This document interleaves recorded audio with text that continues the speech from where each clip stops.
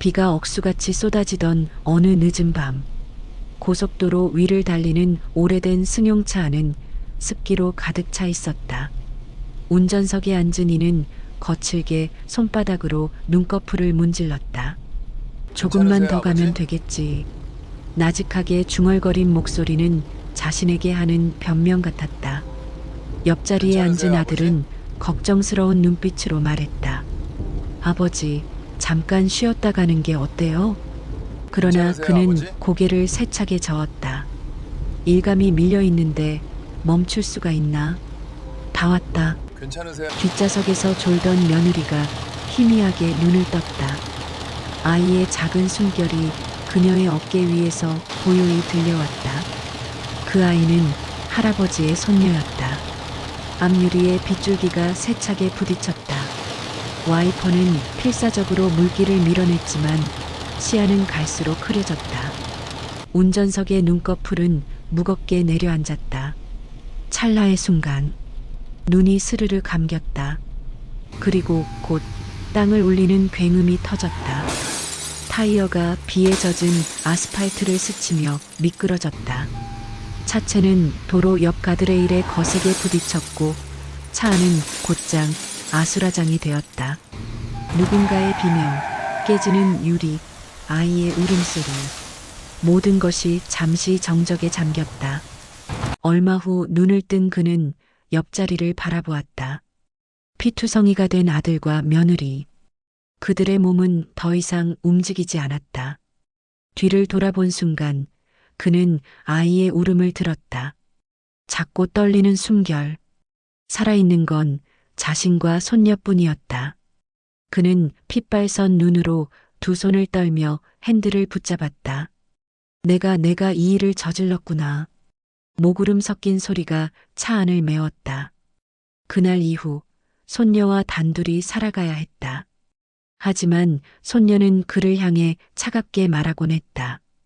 당신 때문에 부모님이 죽었어요. 그 말은 그의 가슴 깊은 곳을 갈갈이 찢어 놓았다. 아무리 용서를 구해도 닿지 않는 벽 같았다. 세월이 흘러 그는 치매에 걸려 요양원에 들어가게 되었다. 그리고 남은 건 딸린 핏줄이라고는 오직 그 손녀 하나뿐. 그러나 그 둘 사이에는 아직도 씻을 수 없는 그림자가 드리워져 있었다. 요양원의 하루는 늘 똑같이 흘러갔다. 창문 너머로는 바람에 흔들리는 은행나무 잎이 흩날렸고 복도에는 소독약 냄새가 배어 있었다. 할아버지는 휠체어에 앉아 창밖을 멍하니 바라보았다. 그의 눈빛은 텅 비어 있었지만 어쩐지 깊은 곳에는 지워지지 않는 죄책감이 잠들어 있는 듯했다. 손녀는 무거운 발걸음으로 할아버지 방에 들어섰다. 그녀의 표정은 여전히 굳어 있었고 목소리에는 차가운 기운이 배어 있었다. 청소 좀 할게요. 쓸데없는 짐은 버리죠. 할아버지는 그녀를 향해 고개를 들었지만 입술은 떨릴 뿐 말은 나오지 않았다. 낡은 서랍장을 열던 손녀의 손끝에 먼지가 묻었다. 종이 뭉치 사이에서 낡은 노트 한 권이 툭 하고 떨어졌다. 표지를 바라본 순간 그녀는 이상한 기운을 느꼈다. 비밀번호는 5조각으로 나뉘어 있다. 갈라진 연필 자국이 희미하게 적혀 있었다. 비밀번호? 손녀가 중얼거리며 책장을 넘겼다. 안쪽에는 난해한 그림과 숫자들, 퍼즐 같은 도형들이 빼곡히 그려져 있었다. 마치 누군가에게 의도적으로 남긴 메시지 같았다. 그때 서랍 속에서 묵직한 금속 소리가 났다. 손녀가 손을 뻗어 꺼낸 것은 오래된 은빛 USB였다. 먼지가 잔뜩 쌓여 있었고 마치 오랫동안 숨겨져 있던 보물 같았다. 이게 뭐죠? 그녀는 날카롭게 물었다. 할아버지의 눈빛이 순간 흔들렸다. 그는 떨리는 목소리로 겨우 대답했다. 그건 옛날에 받았던 거다. 공사 대금으로. 말끝을 흐린 채 그는 입술을 꼭 다물었다. 손녀는 USB를 노트북에 꽂아 보았다. 그러자 화면에는 단 하나의 창이 떠올랐다. PASSWORD를 입력하세요. 기회는 단 3번뿐입니다. 경고 문구처럼 보이는 메시지가 붉게 빛나며 심장을 압박했다. 호기심에 인터넷을 검색해 본 손녀는 곧 숨이 막히는 숫자를 마주했다. 비트코인의 현재 시세, USB 안에 담겨 있을 자산의 가치는 상상조차 하기 힘들 정도였다. 손끝이 떨리고 숨소리가 거칠어졌다. 이게 진짜라면. 그러나 곧 손녀의 눈빛은 싸늘하게 가라앉았다. 결국 돈으로 속죄하려는 거예요? 부모님 대신? 그녀의 목소리에는 한 맺힌 원망이 배어 있었다. 할아버지는 고개를 숙였다. 흔들리는 눈빛 속에서 죄책감과 후회가 뒤엉켜 있었다. 미안하다. 그저 내가 혼자 남을까봐 그게 두려웠다. 순간 방 안은 정막에 잠겼다. 손녀는 아무 말 없이 USB를 노려보았다. 마치 그것이 과거의 그림자이자 아직 풀리지 않은 운명 같은 존재처럼. 그리고 노트 속 문구가 다시 떠올랐다. 비밀번호는 5조각으로 나뉘어 있다. 손녀는 USB를 꽉 쥔 채 숨을 고르며 다짐했다. 좋아요. 어디 한번 풀어보죠. 다음 날 손녀는 다시 요양원에 들렀다. USB와 낡은 노트를 가방 속 깊숙이 넣은 채 마음은 무겁게 가라앉아 있었다. 그녀는 스스로에게 수십 번도 넘게 물었다. 내가 이걸 왜 하는 거지? 돈 때문인가 아니면 그냥 끝내고 싶어서인가? 할아버지는 침대 옆 의자에 앉아 노트를 가만히 바라보고 있었다. 그 눈빛은 여전히 흐릿했지만 어딘가 간절함이 깃들어 있었다. 손녀가 불쑥 묻는다. 첫 번째 퍼즐은 풀었어요. 의자 밑에 1988이라는 숫자가 있었죠. 근데 나머지는 뭐예요? 할아버지는 잠시 눈을 감더니 더듬거리며 말했다. 작업실. 내 작업대 그 안에 있을 거다. 손녀는 한숨을 내쉬었다. 작업실이요? 몇 년째 발도 안 들여놓은 그 낡은 창고를요? 대답 대신 할아버지는 고집스럽게 그녀를 바라봤다. 눈빛 하나만큼은 흐려지지 않은 듯했다. 손녀는 불만스러운 표정으로 가방을 메고 자리에서 일어섰다. 좋아요. 하지만 이번 한 번뿐이에요. 괜히 시간 낭비하고 싶진 않거든요. 오랜만에 찾아간 목공소는 세월에 짓눌린 듯 삐걱거렸다. 문을 여는 순간 쌓인 먼지가 공기 중에 흩날렸다. 손녀는 코를 막으며 안으로 들어섰다. 작업대 위에는 오래된 톱과 못, 그리고 낡은 사진 액자 하나가 놓여 있었다. 할아버지는 휠체어에서 손을 떨며 사진을 집어들었다. 사진 속에는 젊은 시절의 자신과 함께 서 있는 가족들의 모습이 담겨 있었다. 그는 흐릿한 시선으로 사진을 쓰다듬으며 중얼거렸다. 저 뒤를 봐라. 손녀가 조심스레 사진을 뒤집자 낡은 종이에 적힌 숫자가 나타났다. 257. 순간 그녀의 눈동자가 흔들렸다. 이게 두 번째 조각이라는 거예요? 할아버지는 힘겹게 고개를 끄덕였다. 그렇다. 내가 혹시라도 잊어버릴까봐 남겨둔 거다. 손녀는 사진을 내려다보며 냉소 섞인 미소를 지었다. 기억이 이렇게 흐릿한데 우리가 제대로 풀 수나 있을까요? 그 말에 할아버지는 잠시 침묵하다가 허탈한 웃음을 흘렸다. 예전처럼 확신하진 못해. 하지만 널 믿고 싶다. 손녀는 놀란 듯 고개를 돌려 그를 바라봤다. 단호한 눈빛 속에서 어렴풋한 따뜻함이 스며 있었다. 잠시 정막이 흐른 후 손녀는 숫자를 노트에 적어 넣었다. 1988, 257. 두 개의 조각이 맞춰지자 이상하게도 가슴이 두근거렸다. 그녀는 속으로 중얼거렸다. 나도 모르게 이 여정에 빨려 들어가고 있어. 요양원 복도의 시계가 묵묵히 시간을 알리고 있었다. 낡은 바늘이 틱, 탁 소리를 내며 초침을 따라갔다. 손녀는 노트 속 세 번째 퍼즐을 바라보았다. 곡선과 모래시계 그림, 그리고 의미 없는 듯 보이는 숫자 배열. 이건 대체 무슨 뜻이죠? 그녀가 고개를 들어 물었다. 할아버지는 머리를 짚으며 고통스러운 표정을 지었다. 시계 그 시계 말이다. 복도 끝, 오래된 시계. 그의 목소리는 한없이 작고 떨렸다. 손녀는 망설이다가 요양원 복도를 따라 걸어갔다. 끝자리에 걸린 벽시계는 오래돼서 색이 발해 있었고 유리에는 균열이 가 있었다. 그녀는 조심스레 시계를 열어 안쪽을 살펴보았다.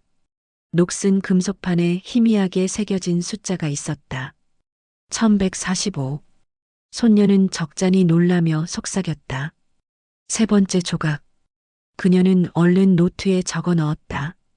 1988, 257, 1145. 뒤에서 휠체어에 앉아 지켜보던 할아버지가 낮은 숨을 내쉬었다. 그의 눈빛이 잠시 또렷해졌다. 내가 어릴 때 자주 이 시계 바라봤지. 분침이 움직이는 걸 세며 잠들곤 했잖아. 순간 손녀의 가슴이 철렁 내려앉았다. 머릿속에 오래된 기억이 되살아났다. 작은 방 안, 부모님이 출근 준비를 하는 새벽, 그녀는 이 시계를 보며 잠에 들곤 했다. 그때 엄마랑 아빠가 항상 곁에 있었죠. 목소리는 떨리고 눈가에는 눈물이 맺혔다. 할아버지는 대답하지 못했다. 그저 시선만 돌린 채 어깨가 무겁게 내려앉았다. 손녀는 이를 악물며 눈물을 닦았다. 좋아요. 퍼즐만 풀죠. 감상은 필요 없어요. 그녀는 애써 담담한 척했지만 손끝은 미세하게 떨리고 있었다. 노트 위에 새겨진 세 번째 숫자가 이상하게도 그녀의 가슴을 더 아프게 만들고 있었다. 방 안 공기는 묘하게 무거웠다. 과거의 기억과 현재의 갈등이 겹쳐지며 둘 사이에는 보이지 않는 균열이 드러나고 있었다. 저녁 무렵 요양원 방 안은 주황빛 석양으로 물들어 있었다. 손녀는 노트 속 네 번째 퍼즐을 바라보며 미간을 찌푸렸다. 이번에는 희미하게 그려진 얼굴 그림. 얼굴? 이건 무슨 소리죠? 할아버지는 숨을 고르며 힘겹게 말했다. 사진 앨범을 봐라. 집에 남아있을 거다. 그 말에 손녀는 오랜만에 집으로 발걸음을 옮겼다. 낡은 거실장 안 깊숙한 곳, 먼지 낀 앨범이 그대로 있었다. 조심스레 넘기던 그녀의 손길이 한 장의 사진에서 멈췄다. 목공소 앞에서 찍힌 가족 사진.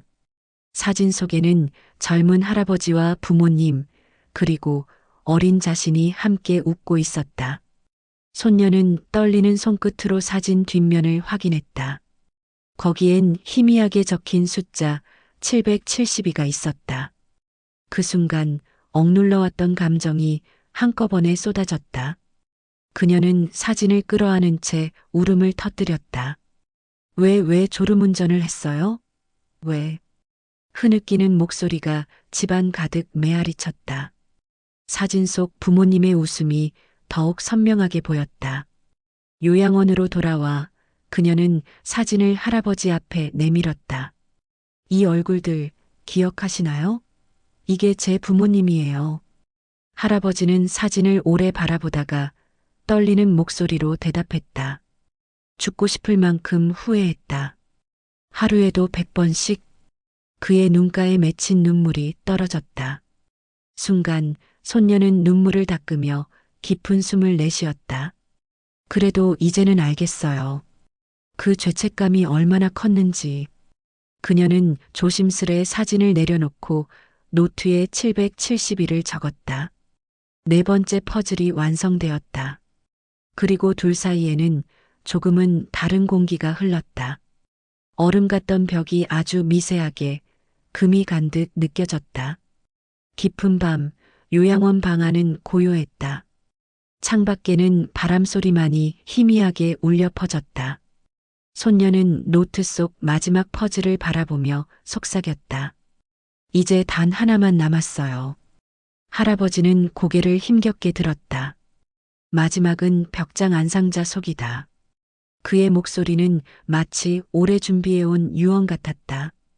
손녀는 요양원 방 구석, 잘 쓰이지 않는 작은 벽장을 열었다.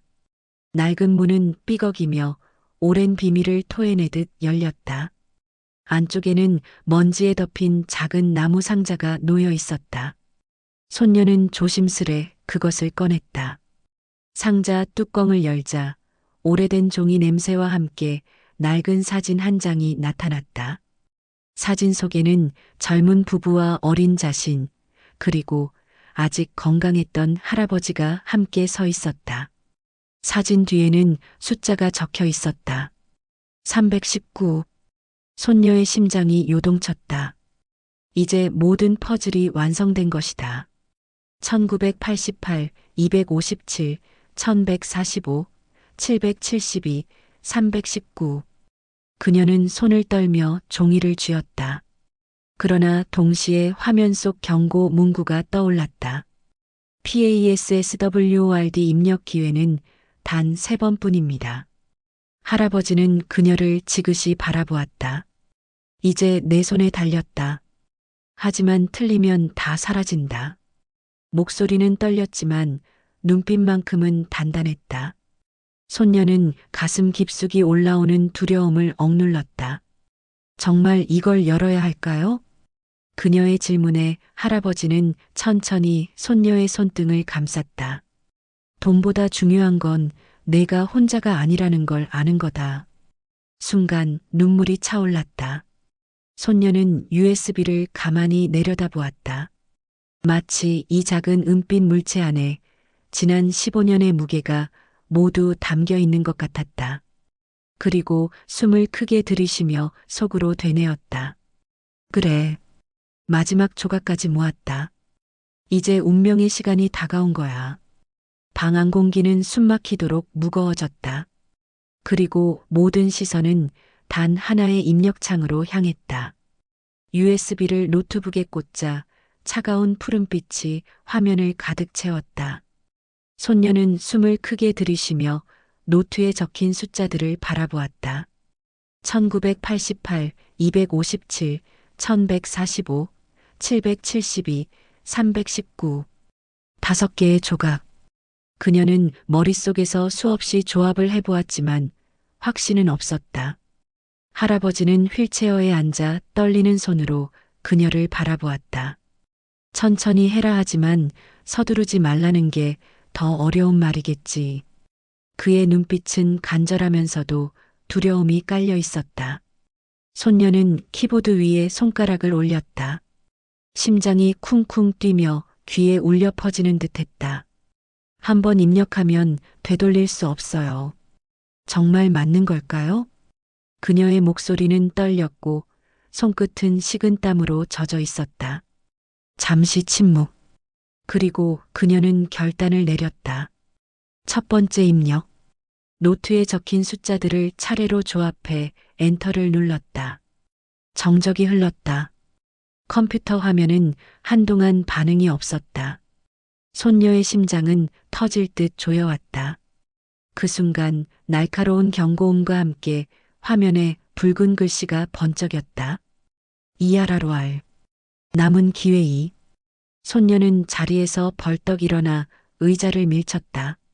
안 돼, 잘못됐어. 목소리가 절망으로 떨렸다.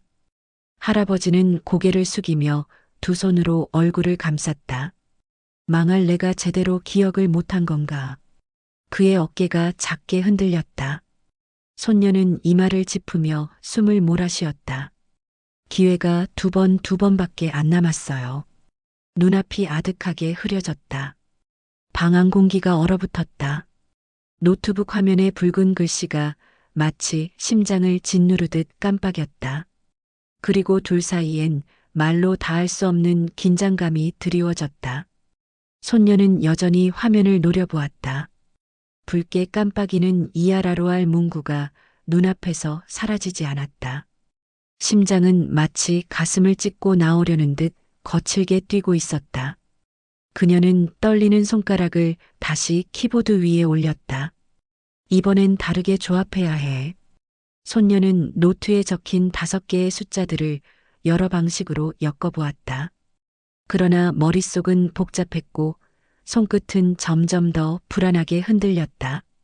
할아버지는 불안한 눈빛으로 그녀를 바라보았다. 너무 조급해하지 마라. 기억이 내가 틀렸을 수도 있어. 손녀는 이를 악물었다. 틀렸을 수도 있다고요? 그럼 지금까지 이게 다 무슨 의미예요? 날선 목소리에 방 안의 공기가 갈라지는 듯했다. 할아버지는 죄책감에 고개를 떨구었다. 내가 널 더 힘들게 하는구나. 분노와 슬픔이 뒤섞인 눈물이 손녀의 뺨을 타고 흘렀다. 그녀는 마지막으로 조합을 바꾸어 입력했다. 엔터키를 누르는 순간 손끝이 굳어졌다. 짧은 정적 후 다시 날카로운 경고음이 울렸다. 이하라로알. 남은 기회일. 그녀는 숨을 고르지 못한 채 자리에서 벌떡 일어섰다. 끝이야. 이제 단 한 번뿐이야. 목소리는 절망에 짓눌려 있었다. 할아버지는 그녀를 애써 붙잡으려 손을 내밀었다. 내가 생각하는 대로 해라. 내 기억을 믿지 않아도 된다. 그의 눈빛은 애원과 포기가 뒤섞여 있었다. 손녀는 눈물을 닦으며 차갑게 되물었다. 왜 이제 와서 저한테 맡기려는 거예요? 부모님도 못 지킨 분이. 방 안에 긴 침묵이 흘렀다. 할아버지는 천천히 고개를 들어 그녀를 똑바로 바라봤다. 그래. 맞다. 그 죄를 평생 안고 살았다. 하지만 마지막은 내가 스스로 선택해야 한다. 그래야 넌 혼자가 아니란 걸 알게 된다. 손녀는 눈을 감고 깊게 숨을 내쉬었다. 마지막 기회. 이제 단 한 번의 입력만이 남아 있었다. 방 안은 숨조차 쉬기 어려울 만큼 무거운 침묵에 잠겨 있었다. 노트북 화면에는 붉은 경고 문구가 마지막 기회를 알리고 있었다. 남은 기회일. 그 문장은 칼날처럼 손녀의 가슴을 파고들었다.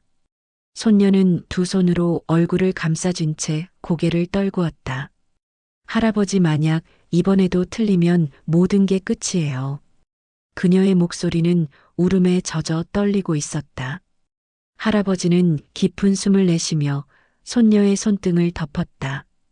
괜찮다. 돈이 사라져도 넌 이미 혼자가 아니야. 그의 목소리는 갈라졌지만 이상하게도 단단한 울림이 있었다. 손녀는 눈을 감았다가 천천히 떴다. 그동안 모아온 5개의 숫자들. 1988, 257, 1145, 772, 319. 그녀는 그것들을 마음속에서 다시 배열하며 부모님 얼굴을 떠올렸다. 부모님이 지켜본다면 어떤 선택을 하라고 할까? 그 순간 오래된 기억 하나가 불현듯 스쳐갔다. 어린 시절 아버지가 했던 말. 답을 찾을 때는 늘 내 마음이 먼저야. 숫자는 그 다음이지. 손녀는 눈물을 훔치고 키보드 위에 손을 올렸다. 이제 제 선택을 믿을게요. 한 글자 한 글자. 조심스레 숫자를 입력했다. 마지막 엔터키를 누르는 순간 그녀의 심장이 멎을 듯 뛰었다. 정적이 흘렀다. 화면은 아무 반응이 없었다. 손녀의 심장은 귀를 찢는 북소리처럼 울렸다. 그리고 화면이 깜빡이며 푸른빛으로 물들었다. ACCESSGRANTED. 하얀 글자가 화면에 떠올랐다.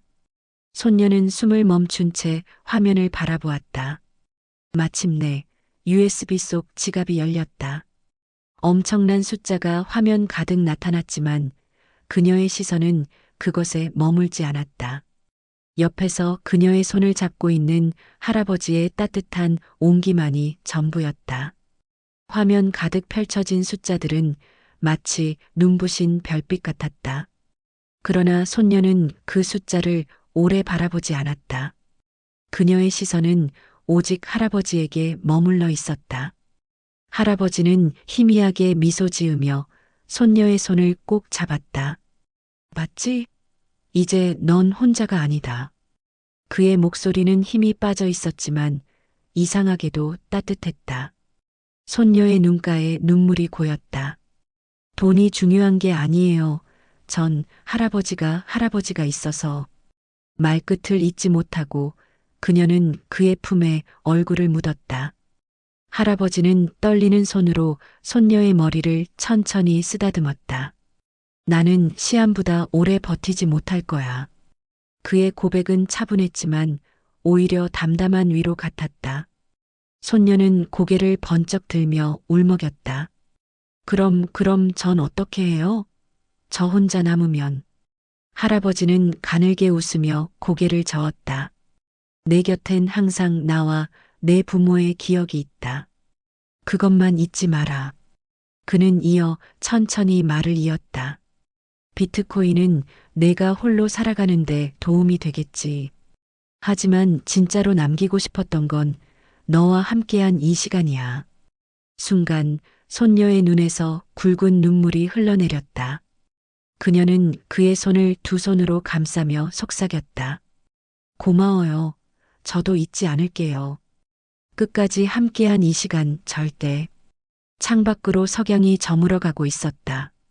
붉은 햇살이 두 사람의 얼굴 위에 부드럽게 내려앉았다.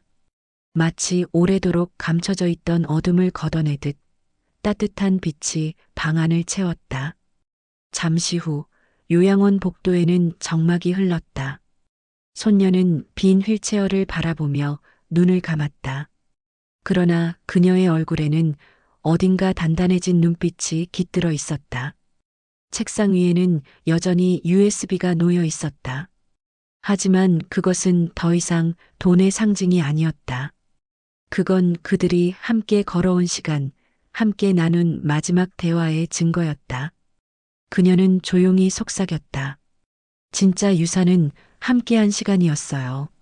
화면이 천천히 어두워지고 잔잔한 피아노 선율이 흘러나왔다. 그리고 마지막 자막이 떠올랐다.